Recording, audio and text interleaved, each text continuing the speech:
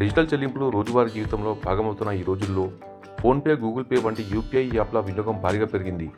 అయితే ఈ యాప్లలో ఉండే ఆటోపే ఫీచర్ను నిర్లక్ష్యం చేస్తే అవసరం లేకున్నా మీ బ్యాంక్ ఖాతా నుంచి డబ్బులు కట్ అయ్యే అవకాశం ఉందని నిపుణులు హెచ్చరిస్తున్నారు.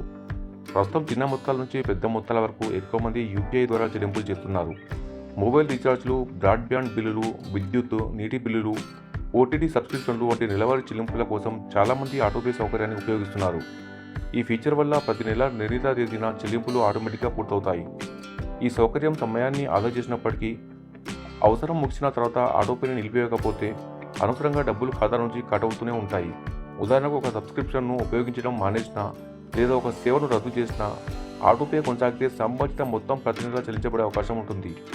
అందుకే తరచూ మీ యూపీఐ యాప్లో యాక్టివ్గా ఉన్న ఆటోపే మ్యాండేట్లను ఒకసారి పరిశీలించడం మంచిది. అవసరం లేని వాటిని తొలగించడం ద్వారా అనవసర ఖర్చులను నివారించవచ్చు. ఫోన్పేలో ఆటోపేని నిలిపివేయాలంటే ఫోన్పే యాప్ను ఓపెన్ చేయండి. మీ ప్రొఫైల్పై ట్యాప్ చేయండి.